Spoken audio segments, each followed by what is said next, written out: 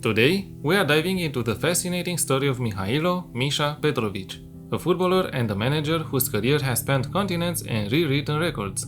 From his humble beginnings in Yugoslavia to his tactical revolution in the J-League, Petrovic's journey is packed with drama, innovation, and milestones you won't believe.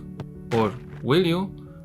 Let's rewind to 1957. Born in Loznica, Yugoslavia, Mihailo Petrovic kicked off his football journey as a midfielder for Rad in 1976. He briefly joined the legendary Red Star Belgrade, clocking in 7 matches, no goals, but plenty of lessons learned. Next came Olimpia Ljubljana, where he spent 5 formative years, racking up 147 appearances and 7 goals. Petrovic's relentless spirit led him to Dinamo Zagreb for a season before he made his biggest move yet, crossing borders to Austria and joining Sturm Graz. Between 1985 and 1993, he became a club legend at Sturm Graz with 233 appearances and 6 goals. All told, his playing career spans an impressive 468 matches and 14 goals. And don't forget, he earned a cap for Yugoslavia playing against Italy in a World Cup qualifier in November 1980. After hanging up his boots, he shifted gears, this time as a manager. His early coaching years took him across Austria and Slovenia, leading teams like SV Polau, Primorie, Domžale, Olimpia Ljubljana, and Sturm Graz. Each stop was a chapter, sharpening his tactical mind and preparing him for what was to come. Now, here's where the story gets truly epic. In 2006, Petrovic landed in Japan, taking charge of Sanfrecce Hiroshima. His debut season, pure drama. The team reached the Emperor's Cup final, then suffered a painful relegation. But Petrovic's management style, determined, precise, and fearless, powered the comeback. They stomped to the J2 League title with a record-breaking 100 points, soared to 4th place finish in J1, and clinched their first ever AFC Champions League appearance.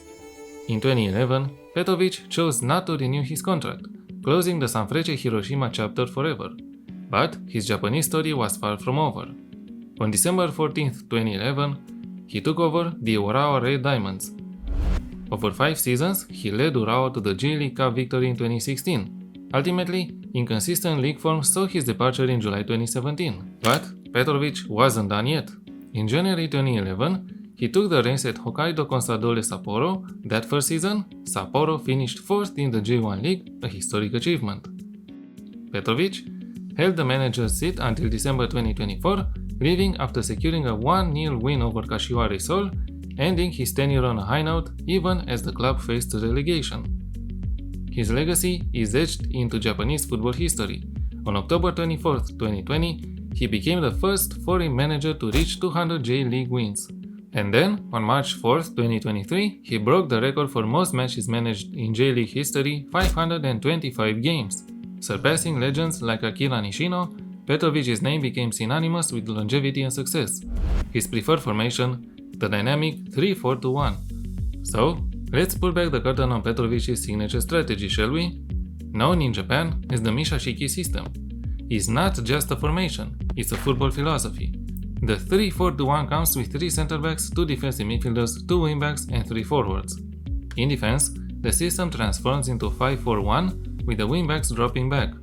In attack, the system becomes a bold 4-1-5, flooding the opponent's half with numbers. Of course, I aimed to recreate this system in the game. I chose a sweeper keeper on defend duty to make sure that he screens his area and helps with ball possession when needed. The back 3 is made of 2 ball-playing defenders on defend and a center defender on defend. I chose these 2 roles to help the center-backs spread when the team has possession of the ball, however, I did not want them to unbalance the formation too much. In emergency situations, the holding midfielder drops deep and the goalkeeper joins in the action. The wingbacks are 2 wingbacks on support. I oscillated between support and attack, and I chose this setup to keep the formation balanced. But we need the wingbacks to go up the pitch when the team is in attack, to create opportunities on the flanks, and help turn defense into attack in a heartbeat. The 2 central midfielders are a defensive midfielder on defend and a segundo volante on support. We need the defensive midfielder to be the anchor in the defense, to screen it, and to drop deep when needed. That's why I prefer the mobile role, while the segundo volante can become the secret weapon in attack. Of course, his main task is to recycle the ball, but if the attack gets prolonged, he has the license to get further forward and join in the attack late. The attacking midfielder is an advanced playmaker as this is the role I found best suited to receive the ball and turn each attack in a dangerous goal-scoring chance. I asked him to roam from position and move into channels, to make sure he will try to find the best positions to be in and to disrupt the opposition's shape through his movement. And the strikers are a deep line forward and the pressing forward on attack. I have to admit, I don't like the pressing forward role too much in this year's game edition, but in this save and tactic, it helped us a lot.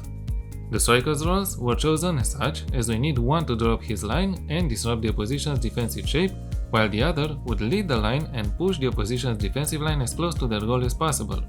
Above all, to fully implement this tactic, you need players with high work rate attribute. I have to admit, not all the players in my team have this attribute high, but if most of them have it, that should do it. You need committed players who would give everything to the team. I chose positivist mentality. In possession, fairly wide attacking width and play out of defense, shorter passing diagonals and a higher tempo. If the tempo is too high, change it to a slightly higher one, but I wouldn't go lower not to alter the tactical style. Players adept at passing the ball are needed. I used work the ball into the box to make sure my players would prioritize attacking the opposition's goal instead of shooting from distance from time to time, and play for set pieces to maximize our goal scoring chances.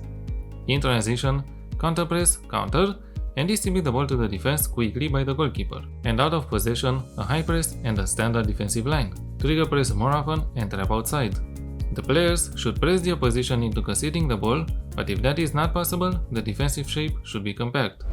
As the results, we have won the league title in my Building a Nation save in Romania managing FCSB. We have also won the Romanian Cup and the Super Cup. And, on the continental level, we have reached a historic quarter-final stage in the UEFA Champions League, where we were knocked out by Liverpool. Mihailo Petrovic has done wonders in his managerial career so far, breaking records and creating lasting teams. His tactic is not just a tactic, but also a legacy, and it's for all of us to try and understand and recreate. I had fun playing with this tactic in my save, and I wish the same to you.